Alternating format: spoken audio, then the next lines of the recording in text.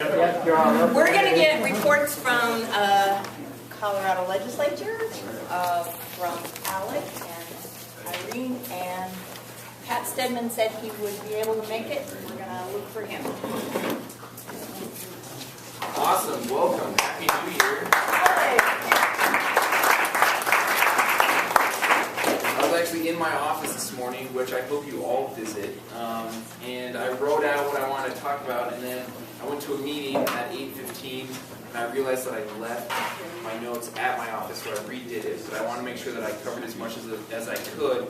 Before I get started, I wanted to introduce two people who are helping me in my office. Jerica Chosvich in the back is my legislative aide, and she is going to be working with me every day at the Capitol, and she will help schedule and work on legislation with me. So as you guys come down to the Capitol on issues that you care about, make sure you touch base with Jerica so that I can see you and spend some time with you while you're there. And then John Ferguson, who we all know, who's an active part of HD2, is helping me a couple days down at the Capitol really dig into some of the most important issues that I'll be covering. So thanks to both of them for being here, and don't hesitate to pass along your names and or get their contact information. I was appointed, so it's been a great 2 weeks, or I guess a week and a half. It's been pretty slow because of all the pomp and circumstance that's been going on, but it's really enabled a lot of legislators to start doing a lot of groundwork on the issues that will be coming up. So I was appointed to the Education, Finance, and Business committees. So I'm on 3 different committees, which are all intricately tied to House District 2 and to Denver, and we'll sort of tap into some of the different experiences and background that I'll bring to the job, so I'm really excited about that. There's a ton of hot topics that I think Senator Aguilar and Senator Stedman will probably touch on a little bit too, but the topics this session with the split legislature are going to range from budgetary issues and the challenges that are facing the state government with Tabor and the discussion about refunds, to a lot of talk on the draft water plan, which came out in December. It's the first time we've ever had a water plan, and we will be sort of spending this year getting to a point where it's finalized. A lot of talk about transportation infrastructure.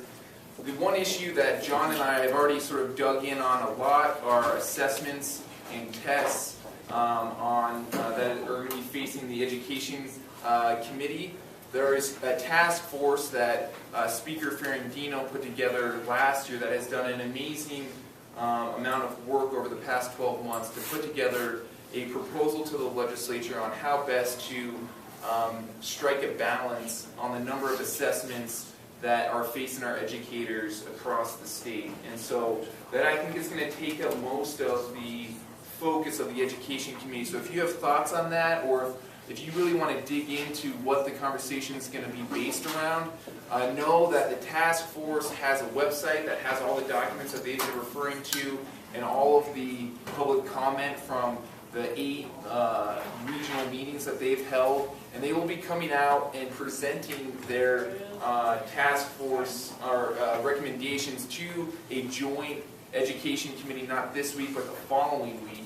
And really we will use that document to help guide the discussion on how to really figure out the appropriate level of assessment on the public educational level. So if you really want to dig into that, please let us know, because there's a ton of information, and I think it's important to get a foundation to spark that high level of discussion.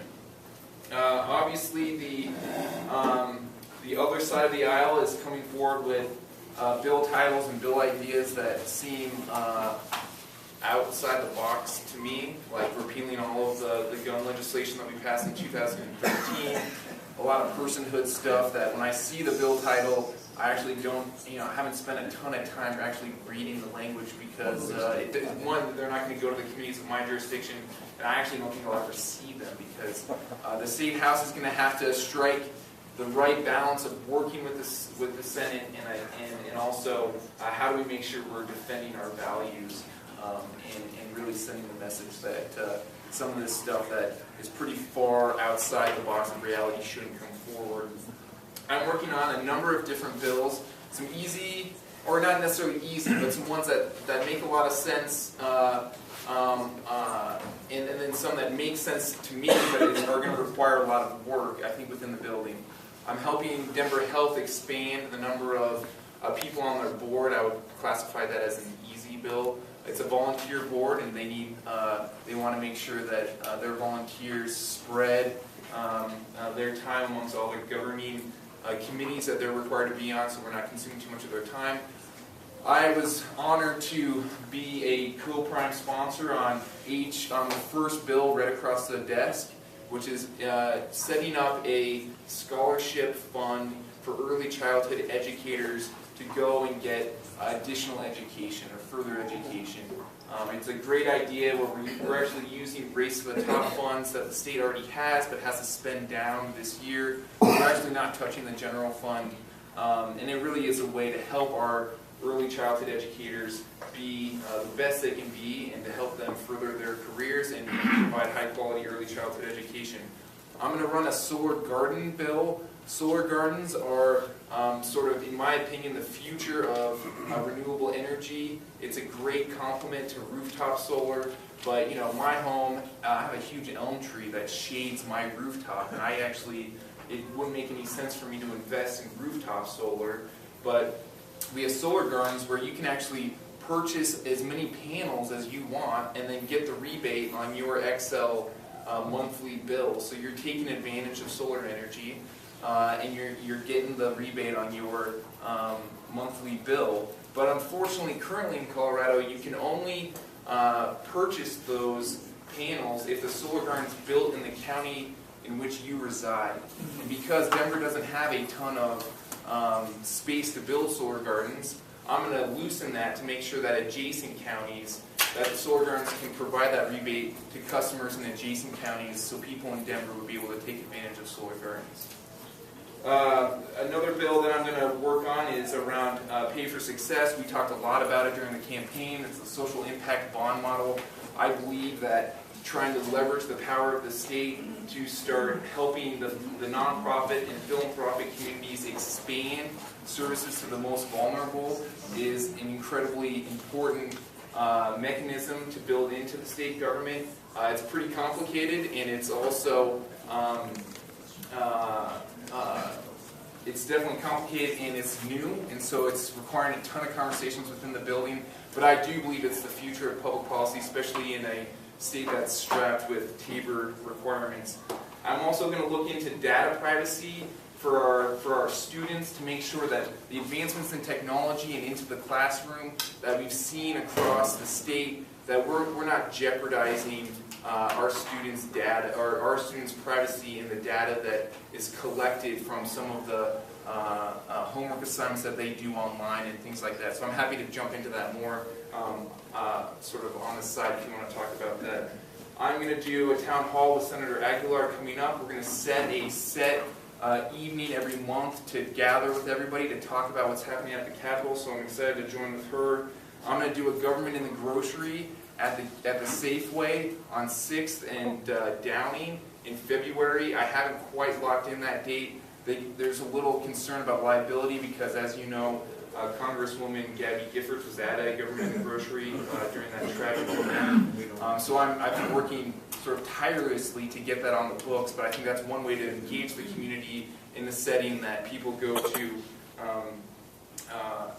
all the time and make sure that I'm accessible. And then I'm going to do a Young Professionals event in February that everybody is obviously invited to, but I want to make sure that I'm touching base with the young professionals about attainable housing and affordable housing, which is going to be a hot topic and something that I've heard a ton about from the millennials that are moving to Denver. And so I want to have a panel of experts address the young professionals about what's happening at the Capitol on those issues and how can we make sure that there's more affordable and attainable housing here in Denver and across Colorado. I'm really excited. I'm having so much fun. I'm pouring myself into this. And I want you to know, think through what issues you guys are interested about, and I will work with Senator Aguilar and Senator Stedman to bring an expert in possibly at the next meeting to address a topic that is of interest to everybody to really dig into one policy issue. So I was thinking possibly bringing in somebody from the Colorado Commission on Higher Education to talk about the new higher education funding formula that Representative or Speaker Ferrandino got passed last year. That's going to go into effect. I think it's really complicated, and I think it requires an expert to come in and address that to you. But it's a way to help our most vulnerable students get to reward institutions that give our most vulnerable students more access to higher education. So with that, I'll stop, but just know that I'm as accessible as I possibly can be. I'm really working as hard as I can to represent all of you at HD2, and I'm honored to have this job. So thank you.